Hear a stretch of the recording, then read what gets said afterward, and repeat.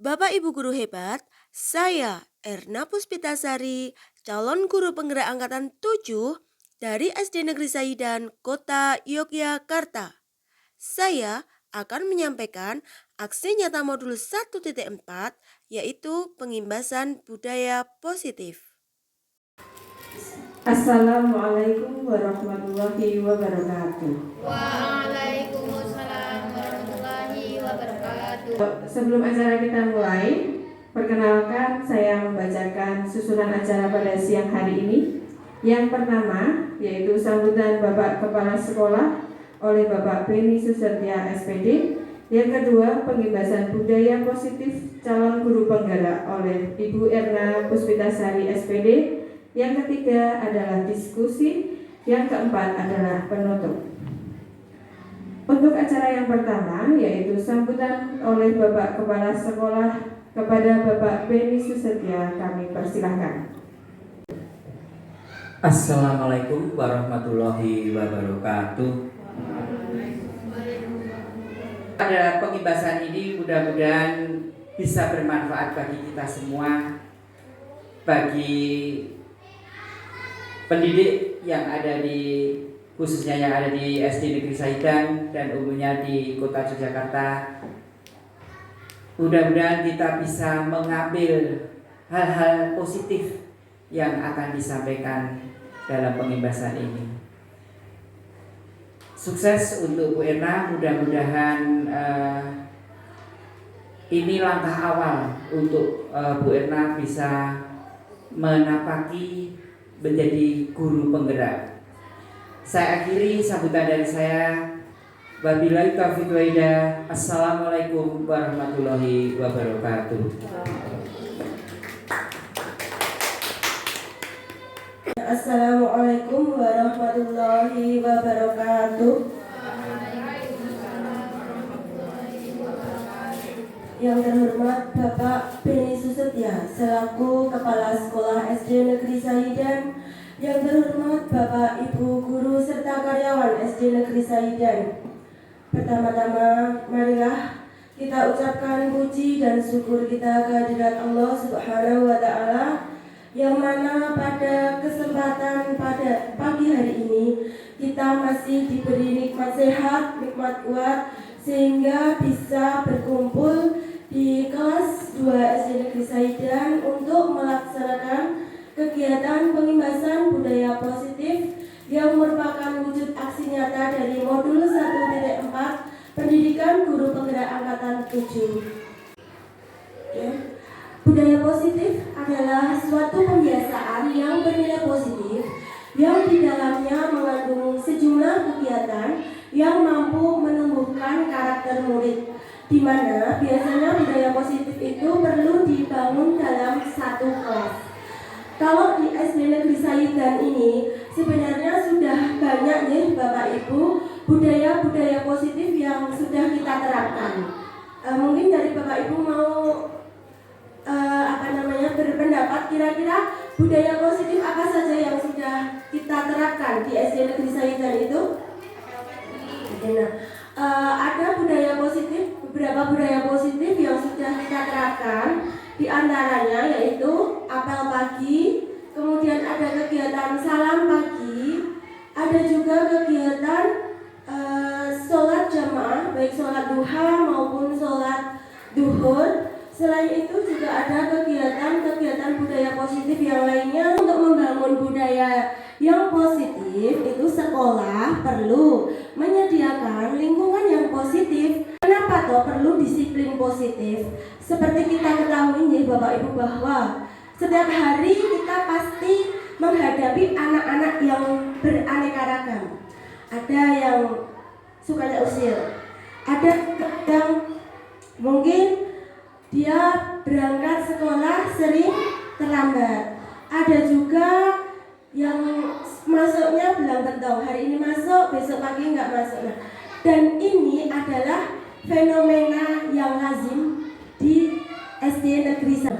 Perilaku anak didik kita itu yang mana? Mungkin dia suka mencari perhatian di kelas, atau kalau nggak suka menjahili anak, itu tidak terlepas dari motivasi perilaku manusia. Perilaku itu ada yang dibagi menjadi 3. Yang pertama itu bisa karena dia untuk menghindari ketidaknyamanan atau hukuman. Kemudian yang kedua itu untuk mendapatkan imbalan atau penghargaan. Kemudian yang ketiga adalah mereka menjadi orang yang mereka inginkan dan menghargai diri sendiri dengan nilai-nilai yang mereka percayai. Nah, kalau kita lihat dari 3 motivasi itu, nomor 1 dan 2 itu adalah motivasi yang berasal dari luar, motivasi ekstrinsik. Dan biasanya motivasi ekstrinsik itu tidak akan berlangsung secara lama. Jadi ketika ada hukuman atau ketika ada penghargaan, itu anak akan berlomba-lomba atau akan mendisiplinkan diri. Dia akan mematuhi segala aturan atau kesepakatan yang sudah disepakati di awal. Nah, kalau yang motivasi yang ketiga itu adalah motivasi intrinsik, berasal dari dalam diri kita sendiri. Nah, motivasi yang terbaik adalah motivasi intrinsik. Jadi ketika tanpa ada hukuman, ketika tanpa ada penghargaan, anak-anak itu akan memiliki motivasi, memiliki keinginan yang kuat untuk bisa mengubah dirinya untuk menjadi lebih baik lagi, sehingga apa yang mereka inginkan itu akan tercapai. Ketika kita beri penghargaan, pasti anak-anak akan semangat. Tetapi ketika penghargaan itu kita hentikan, biasanya apa yang akan mereka lakukan? Nah, tidak ada motivasi. Berarti anak-anak kita itu sebenarnya motivasinya masih ada di hadiah atau masih berasal dari luar. Nah, untuk itu kita guru itu harus bisa yang namanya mengidentifikasi kira-kira motivasi mereka itu apa toh. Motivasi mereka itu belajar itu seperti apa? Apakah masih masuk ke dalam motivasi ekstrinsik atau masuk ke dalam motivasi intrinsik? Kenapa? Karena jika kita itu biasanya begini Bapak Ibu, ketika mengidentifikasi itu ada 2 konsep. Yang pertama itu konsep disiplin identitas yang gagal, dan yang kedua adalah konsep disiplin identitas yang sukses. Nah, yang gagal itu yang seperti apa toh? Next. Konsep identitas yang gagal itu ada 2 tindakan. Nah, ketika kita memberikan hukuman dan penghargaan, itu sebenarnya merupakan konsep identitas kita yang gagal untuk mengubah paradigma pembelajaran tadi. Kenapa? Seperti yang saya utarakan tadi, ketika kita memberikan hukuman kepada anak yang tidak mau melakukan sesuatu, berarti itu kan hukuman akan bersifat apa? Memaksa, dan itu kadang akan menyakitkan bagi anak-anak. Sedangkan kenapa kok penghargaan merupakan konsep identitas yang gagal? Karena dengan adanya penghargaan itu siswa motivasinya hanya karena diberi penghargaan. Dan biasanya yang memberikan penghargaan itu kan tidak semua guru, iya enggak? Nah, hanya guru-guru tertentu saja yang memberikan penghargaan. Nah, di situ biasanya kalau tidak ada penghargaan dari guru yang lain, anak-anak tidak mau. Misalkan saja gini, contohnya, ketika anak-anak kelas 6, ini saya contohkan di kelas saya nih, ketika belajar bersama saya, itu mereka mau nurut karena saya memberikan penghargaan. Yang tadi misalnya saya berikan sebuah. Berbeda halnya ketika nanti suatu saat saya ada tugas luar dan saya tinggalkan, kemudian ada guru piket yang masuk ke kelas. Nah, karena guru piket itu tidak tahu bahwa di kelas saya itu ada penghargaan untuk anak-anak yang mau mengerjakan tugas, maka guru piket tidak memberikan penghargaan. Dari situ anak-anak bisa dipastikan tidak akan mau mengerjakan soal atau menyelesaikan tugasnya. Karena apa? Karena mindset anak-anak itu sudah di dalam mindsetnya itu penghargaan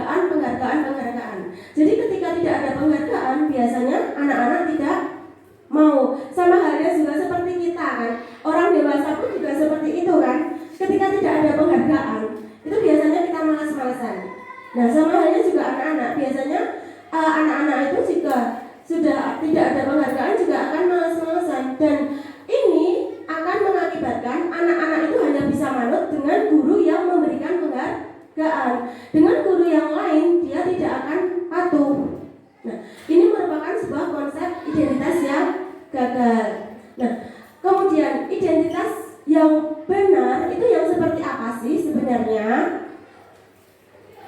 Nah, konsep identitas yang benar atau yang sukses itu adalah ini, ada mencakup dua tindakan di mana konsep identitas itu dikatakan sukses.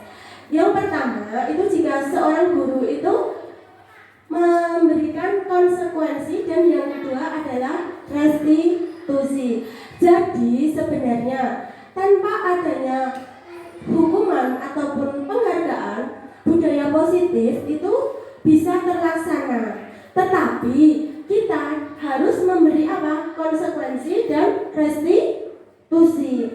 Konsekuensi itu merupakan bentuk pengendalian perilaku seseorang yang membutuhkan proses stimulus respon, sedangkan restitusi itu adalah proses menciptakan kondisi bagi murid untuk memperbaiki kesalahan sehingga mereka bisa kembali pada kelompoknya dengan karakter yang lebih kuat. Jadi konsekuensi dulu, baru ketika ada anak yang melanggar konsekuen, kita berikan restitusi. Di awal tahun ini biasanya kita sebenarnya membuat konsekuensi dengan peserta didik kita. Jika itu bisa berjalan, insya Allah nanti hukuman dan penghargaan itu tidak diperlukan lagi. Dan budaya positif itu akan tetap bisa berjalan meskipun tidak ada hukuman maupun penghargaan. Nah, tadi dikatakan bahwa anak-anak peserta didik di SD Negeri Saiden itu biasanya banyak atau sebagian besar itu banyak yang melanggar konsekuensi yang sudah kita sepakati. Di awal tahun itu biasanya kami atau Bapak Ibu guru itu kan selalu membuat konsekuensi awal. Iya toh? Gitu. Nah, dengan adanya konsekuensi itu biasanya ada aja anak yang melakukan pelanggaran. Kenapa? Kok masih saja ada perilaku indisipliner atau masih ada saja tindakan-tindakan yang dari anak-anak itu yang melakukan pelanggaran? Itu tidak lain karena setiap orang itu memiliki kebutuhan dasar. Dan biasanya ketika kebutuhan dasar kita itu tidak terpenuhi, maka akan berusaha untuk mencari cara agar bisa terpenuhi. Nah, kita sebagai guru itu harus bisa untuk mengidentifikasi kira-kira kenapa kok anak saya itu melakukan kegiatan indisipliner, atau kenapa anak saya itu kok melakukan melakukan pelanggaran terhadap kesepakatan yang sudah kita buat. Nah, itu tidak lain karena pasti salah satu atau beberapa kebutuhan dasar mereka tidak terpenuhi.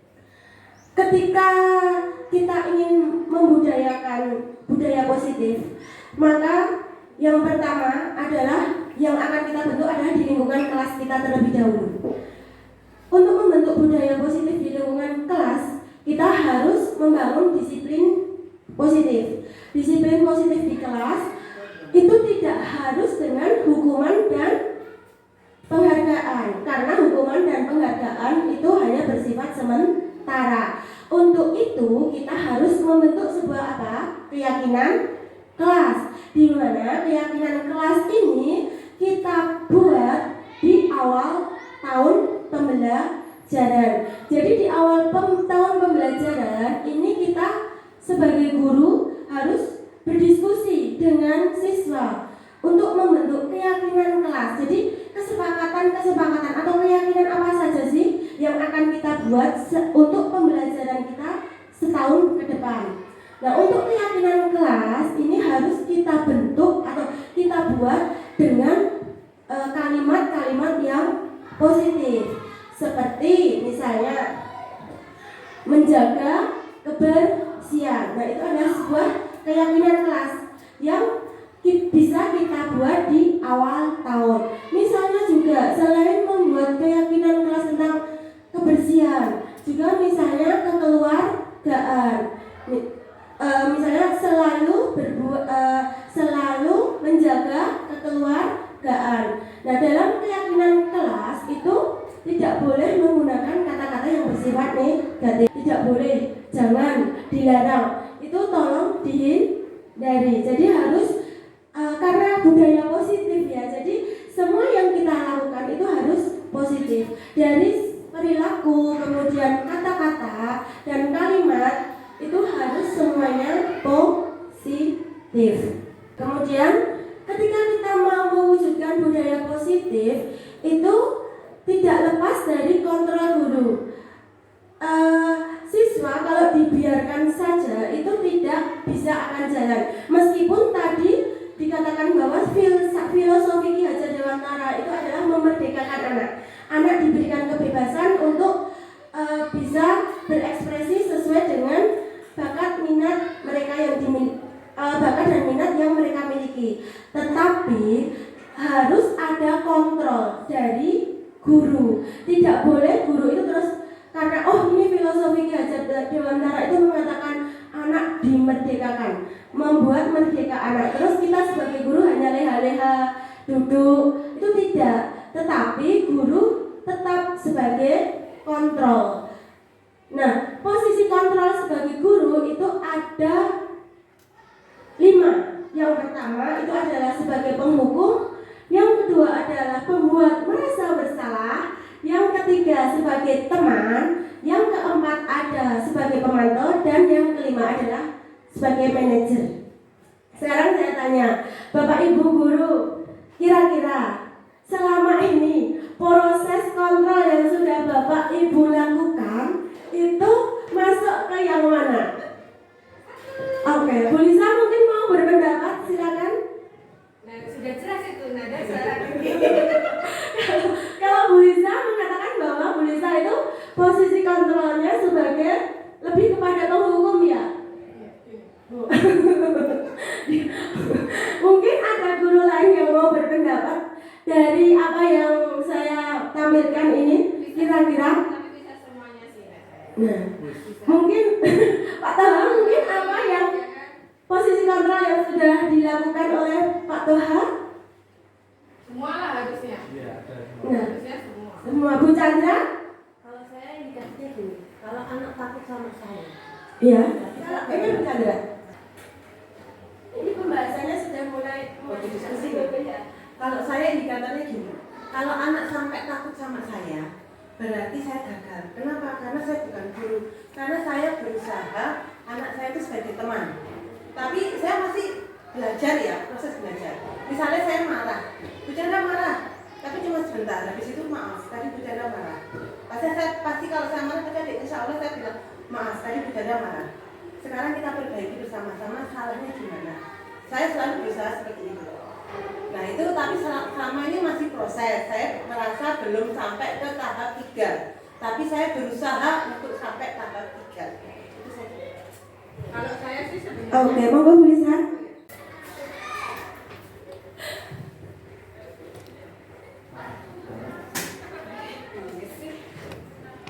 Kalau saya sih ya, saya memang dominasi di dominasinya satu, tapi kebiasaan saya 2, 3, 4, 5 biasanya saya masuk, tetap harus punya. Kalau pernah saya belajar itu, ketika menjadi guru itu harus multi talent. Jadi berbagai peran kita harus punya. Jadi ada peran sedih, peran jadi penghukum, peran jadi teman gitu. Jadi ketika anak-anak itu umpamanya di kelas ramai itu, saya cuma lewat aja bisa gitu. Jadi saya nggak usah banyak kata, mereka udah takut pasti. Nah itu, tapi mereka walaupun takut, tapi mereka selalu mencari saya, selalu mendekat. Itu peran saya jadi teman itu seperti itu. Tapi dominasi saya di hukum itu sih tidak bagus juga ya, karena dominasinya di satu. Tapi kalau yang yang 2 itu kalau sudah kebangetan itu saya biasanya di 2. Jadi saya pura-pura sedih, pura-pura menangis di depan itu. Saya kadang ada beberapa kelas yang kayak gitu sih. Kalau sudah maksudnya kalau sudah berkali-kali tidak digubris, maksudnya tidak satu peringatan tidak ada perbaikan, dua peringatan tidak ada perbaikan, tiga peringatan tidak ada perbaikan. Itu biasanya saya bermain perannya sampai nangis. Gitu biasanya di kelas 5 pernah, di kelas 6 pernah saya nangis gitu. Tapi nangisnya dan semuanya ikut nangis. Dari situ mereka tahu kalau saya bilangnya nangis, sedih, tertawa. Jadi semuanya saya rasa harus punya sih kalau seorang guru. Begitu Bu. Terima kasih kepada Ibu Chandra dan Ibu Lisa yang sudah memberikan pendapatnya tentang posisi kontrol yang sudah ibu-ibu lakukan ya. Nah, sebenarnya untuk membentuk sebuah budaya positif itu posisi kontrol yang tepat itu minimal itu harus ada di posisi keempat, posisi pemantau.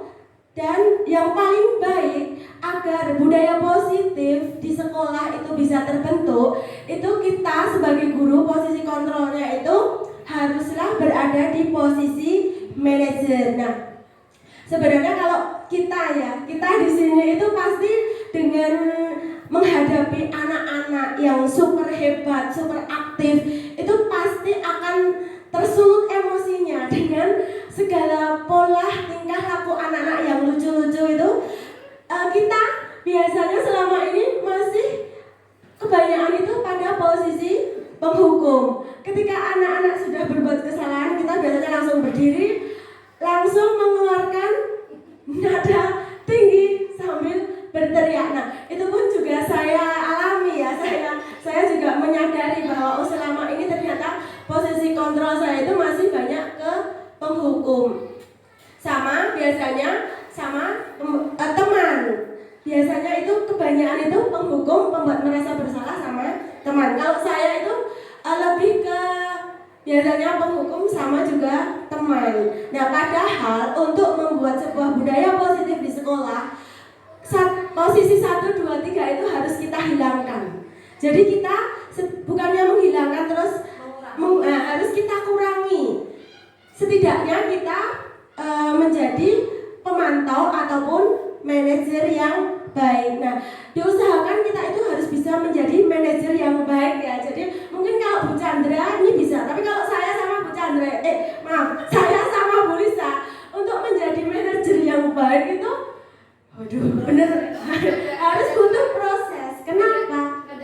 Ya, karena nada suara tulus saya itu berbeda. Nada suara saya yang biasa itu sudah merupakan nada suara tinggi. Jadi mungkin anak-anak kalau mendengarkan suara saya sama suara Bu Lisa yang sebenarnya itu adalah mau memposisikan diri sebagai manajer, anak-anak sudah gila sendiri. Jadi kita sama-sama belajar ya, berproses untuk menjadi lebih baik agar sekolah kita ini bisa menjadi atau bisa tercipta budaya positif yang baik. Nah, boleh.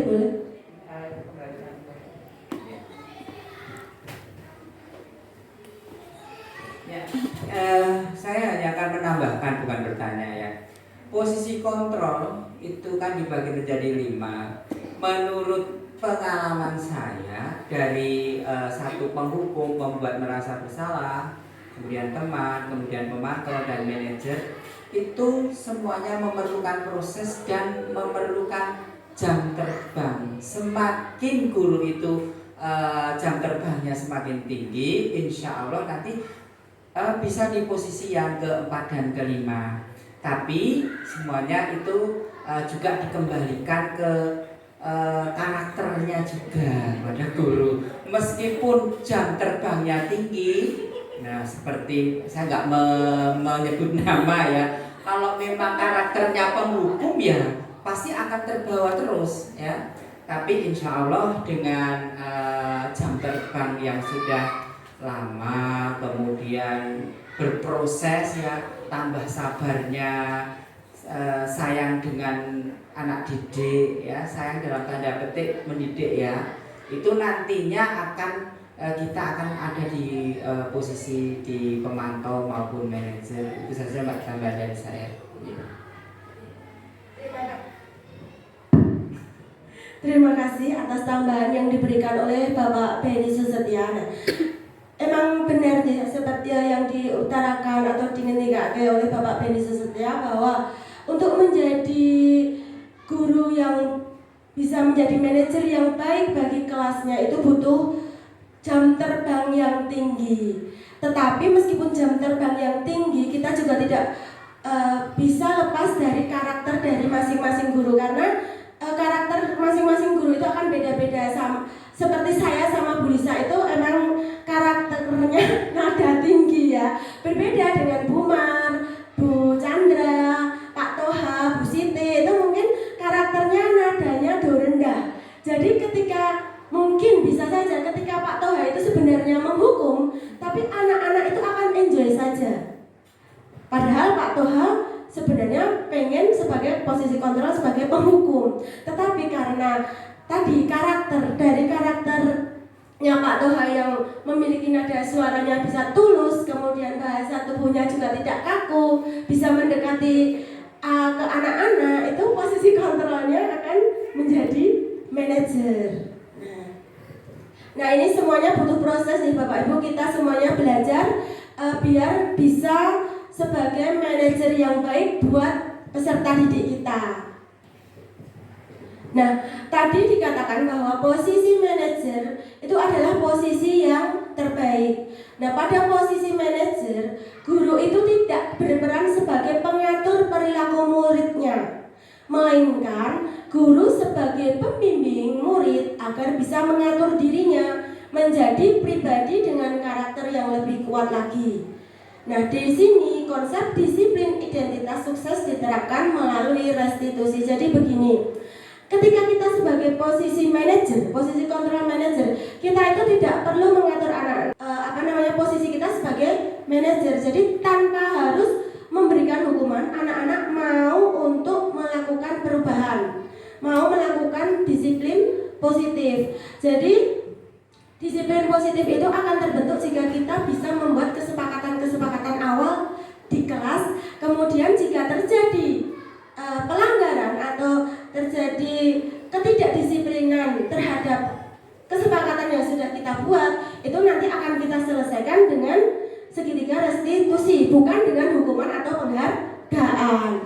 Tadi saya utarakan bahwa ketika terjadi ketidakdisiplinan itu maka diselesaikan dengan restitusi. Nah, proses restitusi itu ada 3 tahapan. Yang pertama menstabilkan identitas, yang kedua validasi tindakan yang salah, dan yang ketiga menanyakan keyakinan.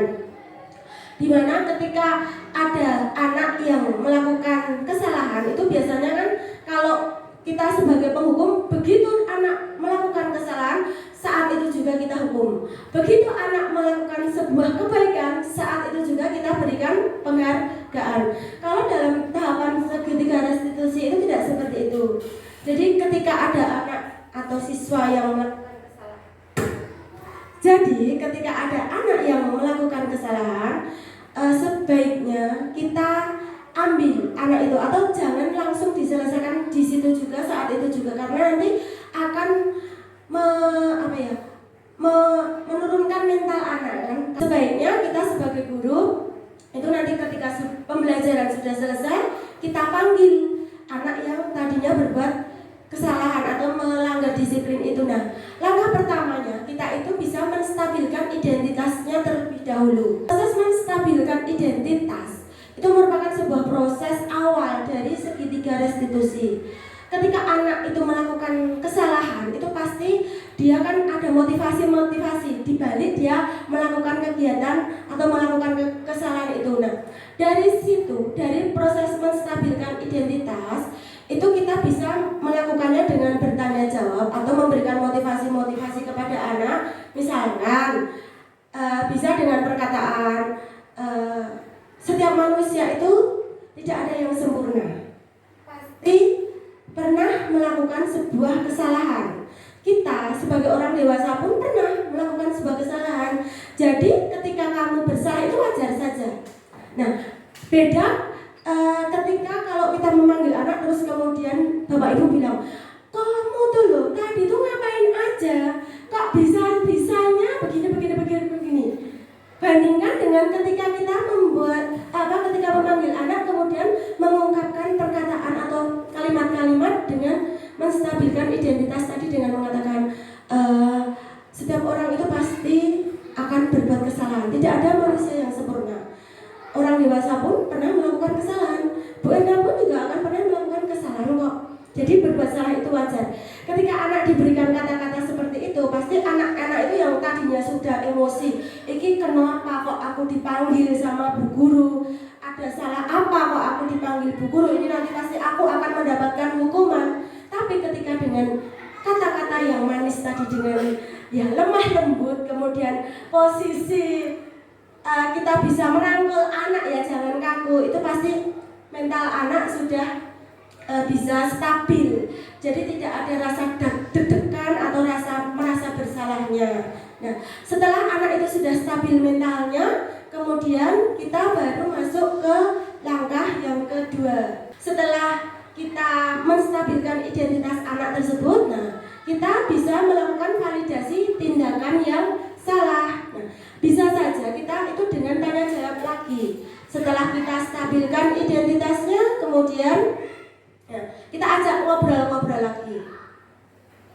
Kenapa? Kamu tadi berbuat apa? Terus, nah, kamu bisa alasan apa? Kenapa? Jadi kita gali alasan atau mengapa kok anak-anak itu atau anak yang bersangkutan itu melakukan kesalahan. Jadi jangan terus mengata-ngatai tadi dengan kata-kata yang nada tinggi, kemudian sambil menunjuk-nunjuk. Nah, anak pasti tidak akan keluar alasannya. Tapi beda ketika kita validasi tindakan yang salah dengan menggunakan posisi kontrol manager tadi, ya, kita akan mendapatkan jawaban. Anak mau bercerita tentang kejadian yang sudah dilakukan atau tentang peristiwa atau kegiatan yang sudah mereka lakukan. Nah, ini bisa saja.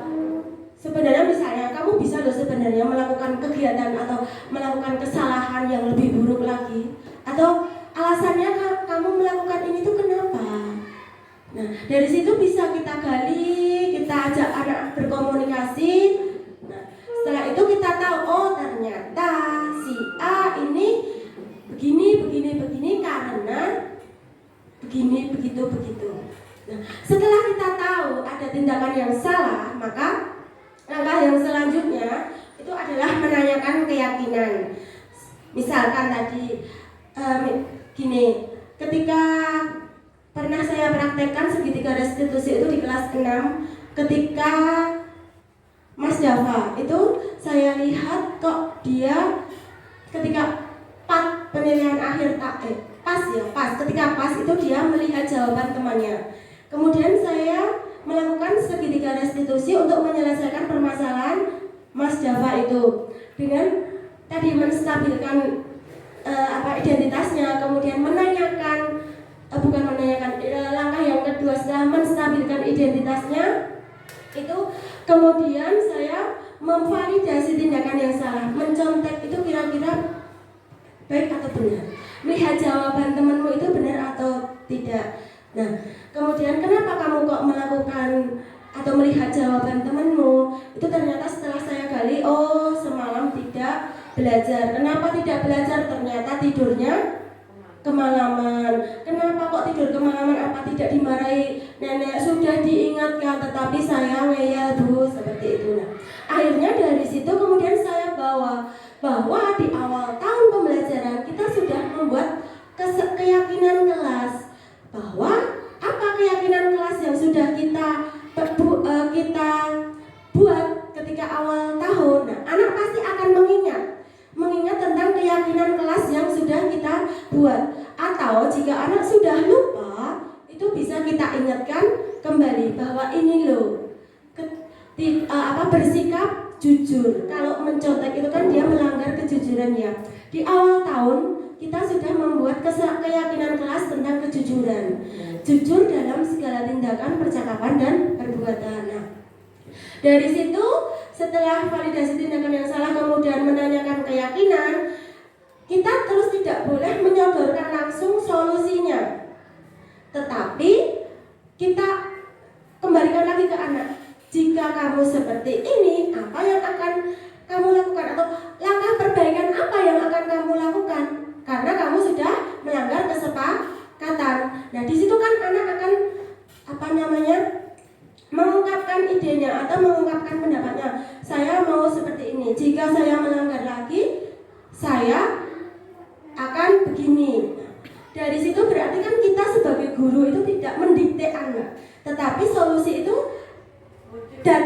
munculnya dari anak. Nah, ketika kita sudah bisa melakukan kegiatan itu atau sudah bisa melaksanakan hal-hal yang seperti itu, berarti kita sudah memposisikan diri sebagai manajer yang baik di kelas kita. Nah, dengan kita memposisikan diri pada manajer, guru sebagai manajer dengan baik, maka dengan seperti itu budaya-budaya positif di sekolah itu akan berjalan dengan baik.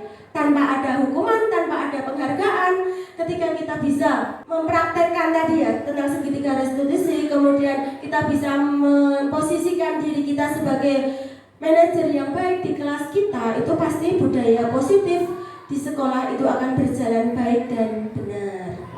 Nah, demikian yang bisa saya. Tadi dari tema awal, sebenarnya kita bisa jalan dengan baik kebiasaan positif kalau dari anak siswa sendiri.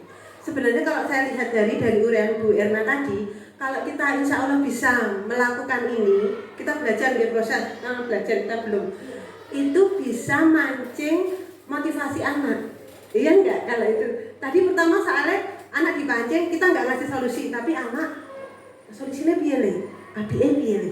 Gitu kan? Iya, ketika kita melakukan tahapan segitiga restitusi, itu kan ada menstabilkan identitas, kemudian validasi tindakan yang salah, sama menanyakan keyakinan. Nah, di akhir tahapan itu kan kita kemudian mencari solusi dari solusi dari perbuatan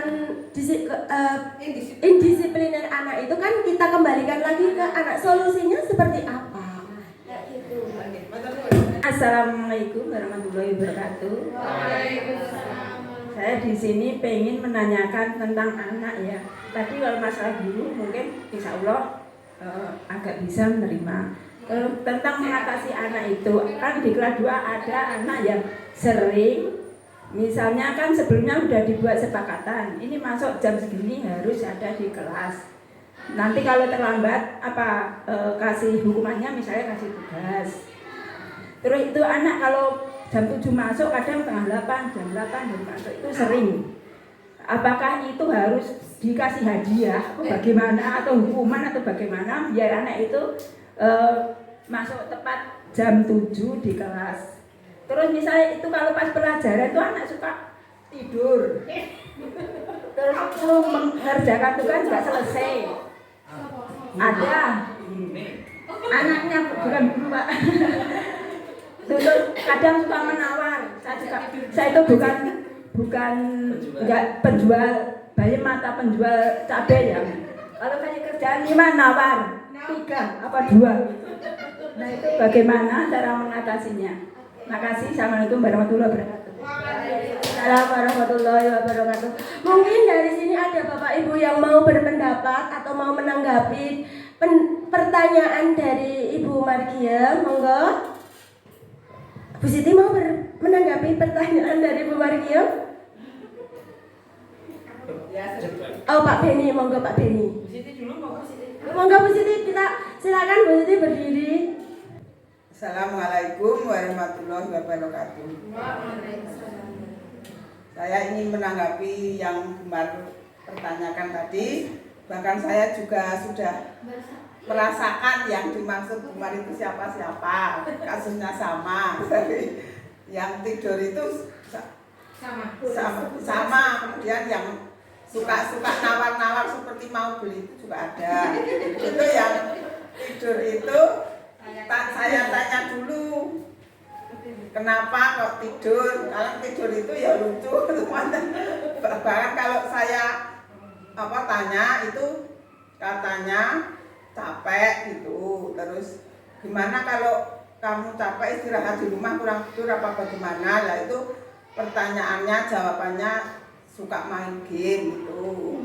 Kemudian solusinya ya Bu Guru memperingatkan jangan banyak-banyak itu, kalau main seperlunya saja. Bahkan tadi waktu di kelas 2 saya mengajar itu di tempatnya Bu Fitri, itu malah saya juga saya tanya karena saya mengajar masalah kasih sayang. Terus dia ngaku, saya pernah ditampar Mbak Muzila. Yang mana yang ditampar gon kene, ngono katanya apa? Lah ngopo? Lah itu juga karena main game itu. Oh berarti kakakmu itu baik karena punya rasa kasih sayang karena kamu diingatkan. Jadi kamu mana tidak kalau diingatkan untuk nggak main game malah guyu ya, berarti dia itu memang senang main game dan diingatkan nggak mau, jadi paginya capek itu lumrah. Kemudian yang suka menawar-nawar tadi juga misalnya disuruh menulis 5 atau mengerjakan 5, 2 saja ya Bu, 2 saja ya Bu. Nah itu saya juga menanyakan kenapa, katanya sulit atau capek gitu. Lah untuk apa itu penyelesaiannya ya diingatkan, itu saya baru ke mengingatkan. Jadi kalau ada tugas, temannya juga ikut tugas, mesti Bu itu di tugas menyang ya toh itu biasa, tapi saya hanya baru mengingatkan itu karena tugas itu semua sama, juga harus mengerjakan bersama lah, walaupun nanti kamu berusaha supaya nulis bersama, tapi ternyata memang yang suka menawar-nawar itu menyelesaikannya belum tentu selesai. Misalnya yang lain mengerjakan 10 selesai, ini baru 5 juga, baru 3 atau 5 yang ditawarkan tadi juga juga nggak selesai. Jadi saya baru mengingatkan terus saja. Kemudian kelas 5 yang juga ada itu ya, mungkin Bu Rista juga sudah hafal, tapi yang saya sebutkan yang suka nawar-nawar itu Mas Kevin. Misalnya diberi tugas 5, saya 2 saja ya Bu, itu sudah dari kelas 1. Itu saja dari saya, hanya sekedar mengingatkan dulu. Terima kasih. Intinya ini di kelas di sekolah SD Negeri Sayidan itu terjadi transaksi ekonomi jual beli. Jadi setiap kelas itu membuka warung karena terjadi tawar menawar. Mungkin ada lagi yang mau berpendapat, Pak Beni, monggo. Saya juga ada ya. Iya. Terima kasih. Sebenarnya muaranya satu, yaitu yang pertama adalah adanya kesepakatan kelas. Di awal tahun ajaran memasuki kelas yang baru, sebaiknya guru dan murid itu mengadakan transaksi, betul ya, transaksi kesepakatan. Kalau di kelas, kalau melanggar hukumannya ini, kalau itu baik perilakunya dapat reward ya. Reward itu tidak harus berupa barang. Reward bisa berupa pujian, itu sudah cukup. Wah, bagus, kamu hari ini rajin, kamu hari ini masuknya tidak terlambat dan sebagainya. Itu anak-anak akan senang. Nah, kesepakatan antara guru antara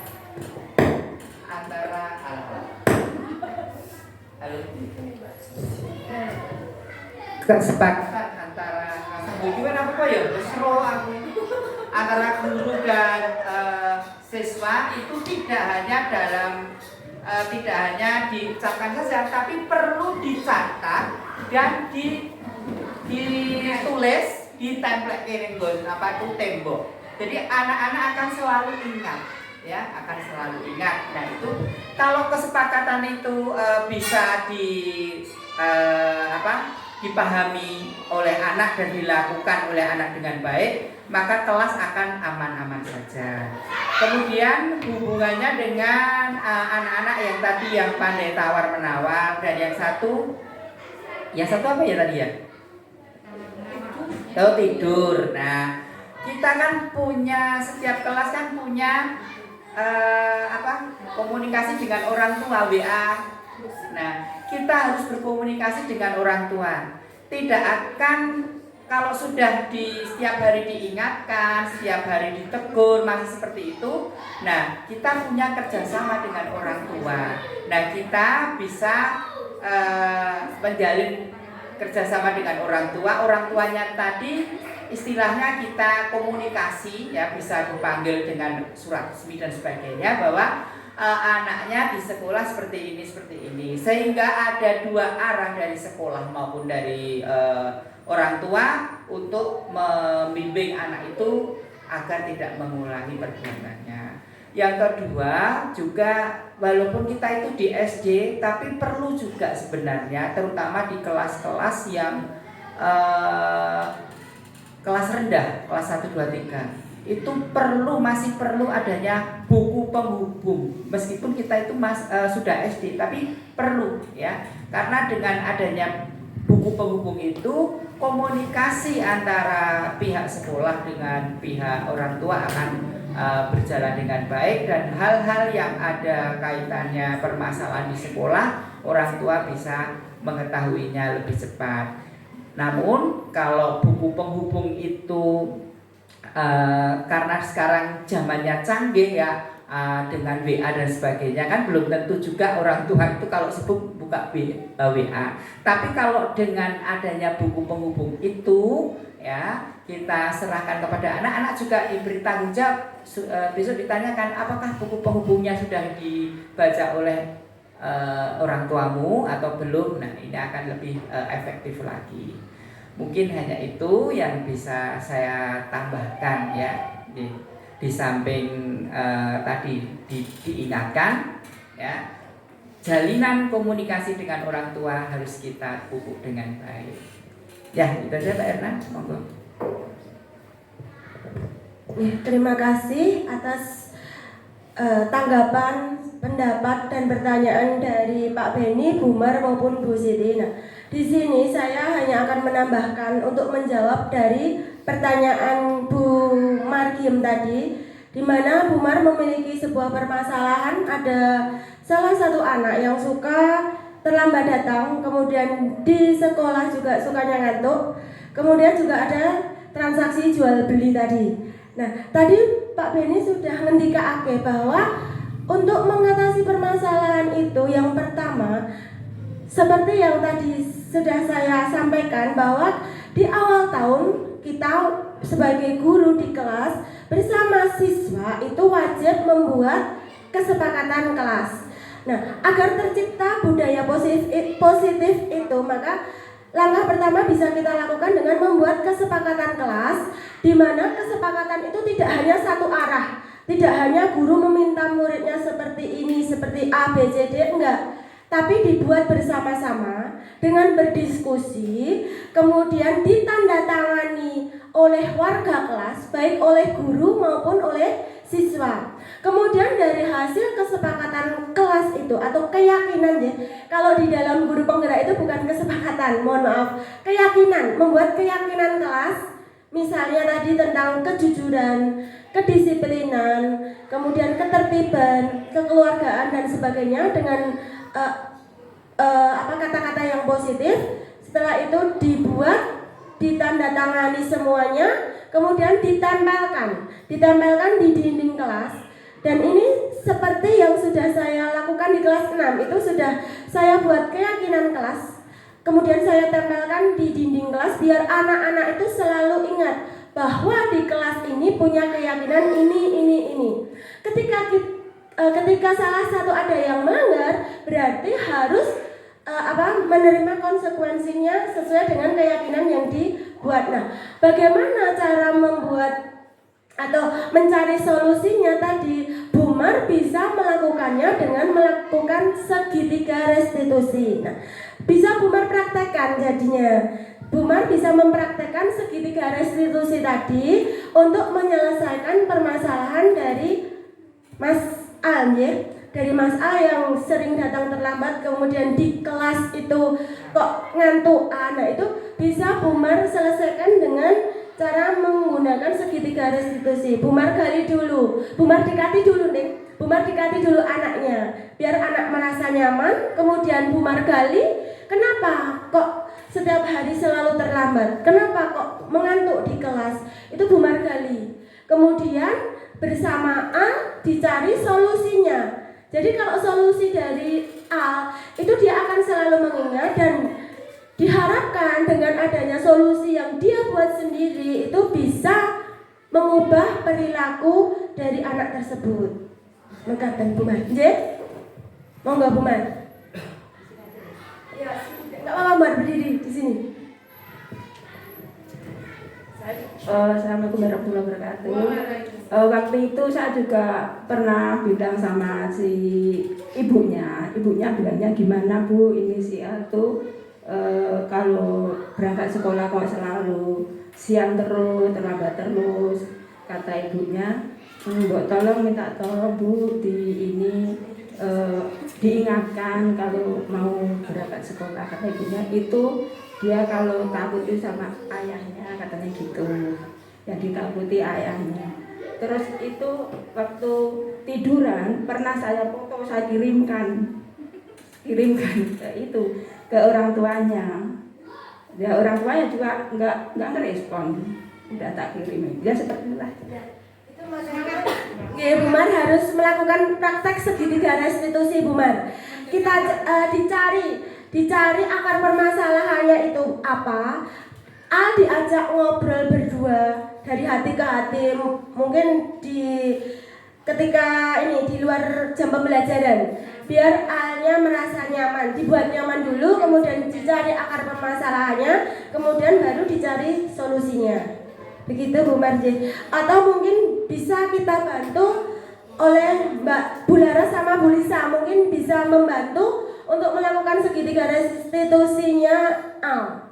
Biasanya kalau saya kemarin maksudnya Iya. ketika kemarin tuh saya biasanya besok bisa jemput aja ya biar berangkatnya lebih pagi, gitu biasanya pagi dia. Nah, oke, berarti mungkin kita cari solusinya dari A itu apa yang harus Bu Guru lakukan. Apakah ditawari penjemputan? Apakah kalau dijemput itu kamu akan berangkat pagi seperti itu? Kalau dia setuju berarti kan kita tidak memaksa.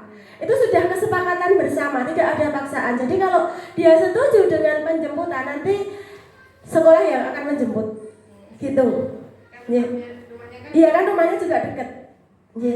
Biasanya saya candain gitu sih. Iya. Bisa Nah, naik pesawat dulu, jemput kami ya Arya gitu kan, karena harus kesentingan pesawatnya soalnya jauh gitu kan. Mungkin kamu berangkatnya itu karena kesentingannya jauh gitu kan. Biasanya saya bercandain gitu Bu. Kok kawan tuh kenapa kamu beli tiketnya jauh kok gitu, kok yang lain aja kamu berangkatnya jam 9 gitu kan, besok biar gak usah beli tiket pesawat, bisa jemput aja gitu kan deket gitu kan, saya bilang gitu biasanya.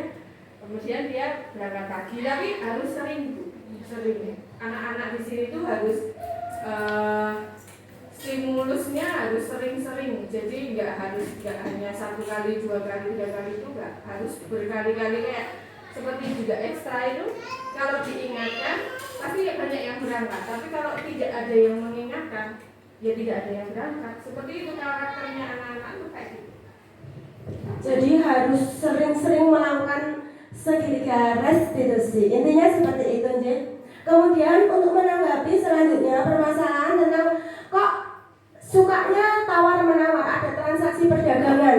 Nah, kita sebagai guru itu harus memahami bahwa setiap anak itu berbeda. Kita tidak boleh menyamakan, karena kita sebagai guru itu hanya boleh menuntun tetapi tidak boleh mendikte. Untuk itu kita harus paham karakter dari masing-masing anak. Sekarang ini kan paradigma pembelajaran itu berubah. Kalau dulu kan murid harus manut guru, guru itu penguasa kelas. Kalau sekarang justru yang harus aktif itu siswanya. Guru hanya mendorong, menuntun anak dalam rangka mencapai keselamatan dan kebahagiaan. Nah, untuk itu maka dalam pembelajaran kita itu harus berpihak pada murid dan melakukan pembelajaran yang berdiferensiasi. Maksudnya gimana? Ini jadi kita harus melihat kemampuan anak kita masing-masing itu seperti apa. Jangan memberikan soal yang sama untuk masing-masing anak. Ketika kita tahu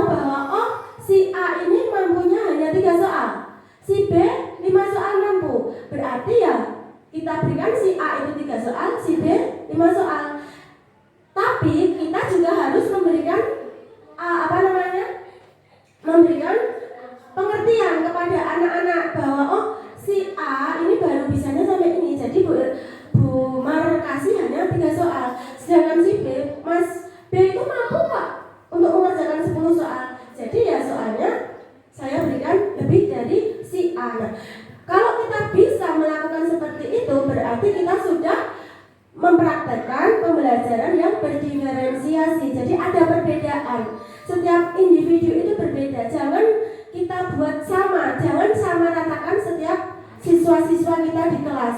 Seperti kelas 6 itu ketika pembelajaran, terutama matematika ya, karena ada anak yang berkebutuhan khusus dan ada anak yang tidak berkebutuhan khusus. Ini saya berikan soal yang dengan jumlah yang berbeda. Di cangkir yang kita isi dengan air, sebanyak apapun air yang kita tuangkan ke cangkir, kalau kuotanya hanya segitu, ya akan luber airnya. Sama halnya dengan anak-anak kita, ketika dia tidak bisa mengerjakan 5 nomor, kita berikan 5 soal nomor, pasti dia tidak akan mampu. Kalau mampunya hanya 3, ya 3 saja, seperti itu. Yang penting kompetensi dasarnya bisa tercapai dari 3 soal itu, dan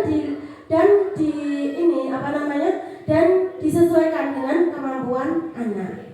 Gitu, Bu Mar. Jadi dicobakan, Bu Mar. Jangan memberi soal yang sama, tetapi dibeda-bedakan. Ada yang 2 soal mungkin karena dia hanya bisa mengerjakan 2 soal, seperti itu. Sama seperti halnya dengan Bu Siti, ya Bu Siti. Jadi kalau Kevin itu hanya mampu 10 soal, ya 10 soal saja. Jangan diberikan 30 soal. Nanti pasti anak-anak akan kalau tidak sesuai porsinya, itu pasti akan terjadi tadi transaksi perdagangan di pasar Saidan. Mungkin masih ada tambahan lagi, Bapak Ibu? Monggo Bu Ristania. Hanya sedikit sharing aja ya. Untuk yang tadi transaksi penawaran tadi, di kelas saya memang banyak yang seperti itu. Tapi saya kembali lagi, kadang saya juga diskusi dengan siswa.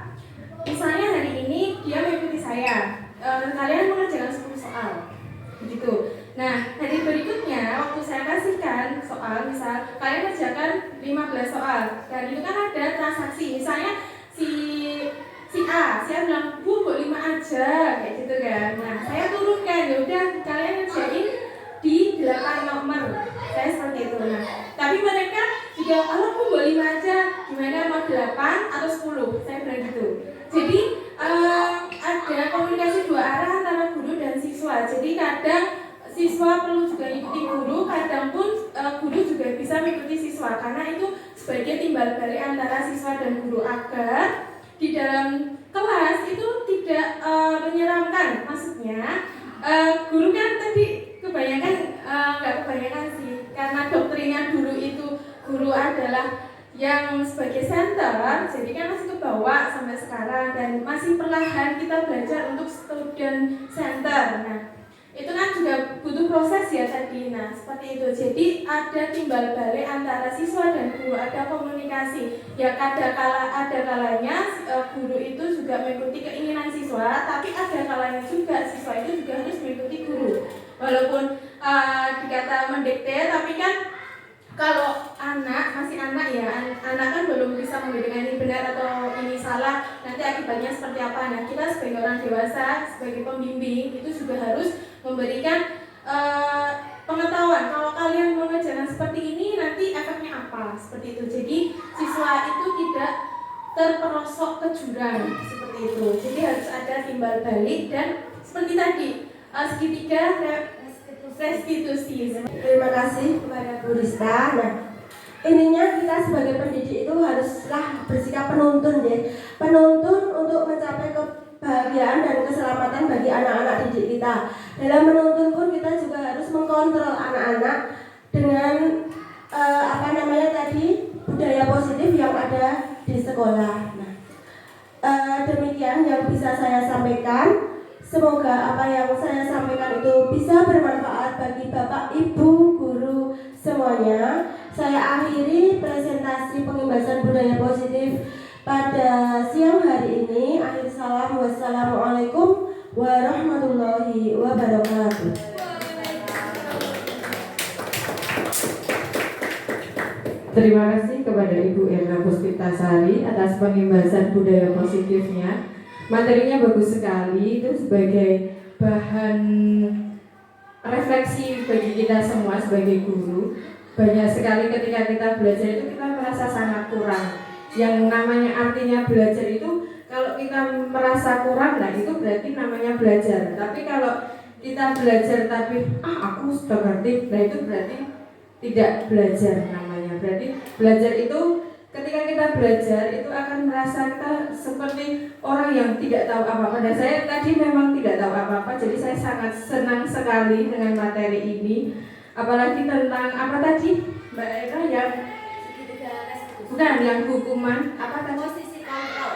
Posisi kontrol. Sebagai posisi kontrol saya itu di nomor 1, menjadi bahan refleksi saya juga karena saya merasa memang anak-anak itu ada ketakutan itu dampak negatif juga untuk diri saya. Jadi saya merefleksi diri untuk bagaimana kita bisa menjadi manajer dan pemantau. Nah itu PR karena untuk melangkah ke tahap 4 dan 5 itu sangat sangat kalau bagi saya itu agak-agak berat gitu ya. Kalau ketika mengajar apalagi yang anak ABK itu penuh dengan emosi jiwa raga dan bercucuran.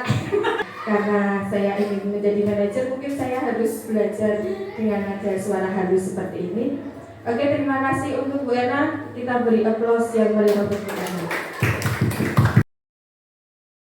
Assalamualaikum warahmatullahi wabarakatuh.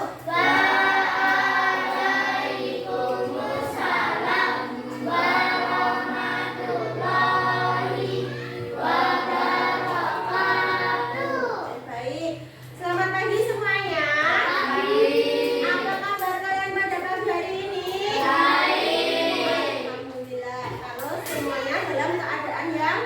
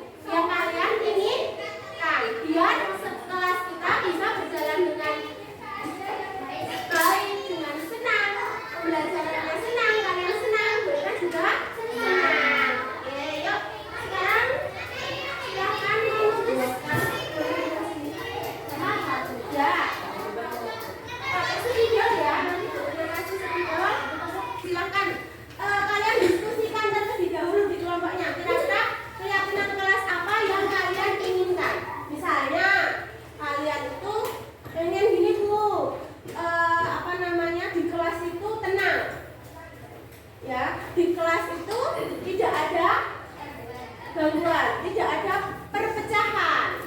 Nah, jadi nilai keyakinan apa yang akan kamu buat?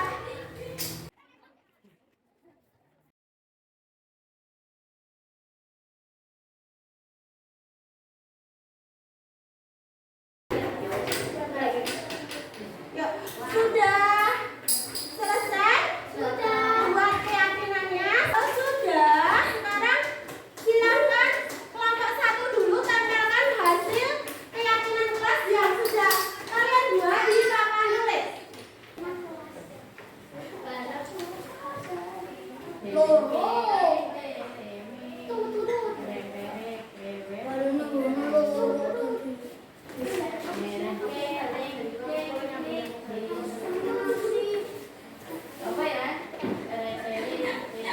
1 sudah menempelkan di situ. Kelompok 1 membuat berapa keyakinan?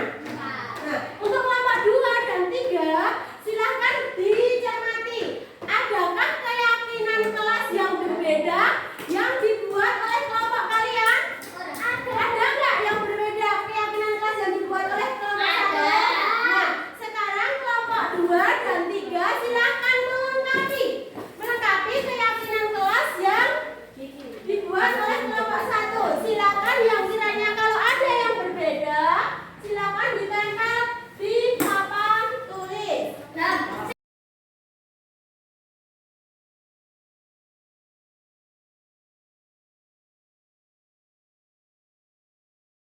Baik, nah sekarang apakah kalian setuju jika di kelas ini harus sopan kepada guru? Setuju.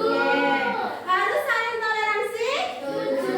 Apakah kalian yakin dengan nilai bisa menjaga kebersihan? Yakin. Yakin. Baik, bisa saling membantu? Bisa.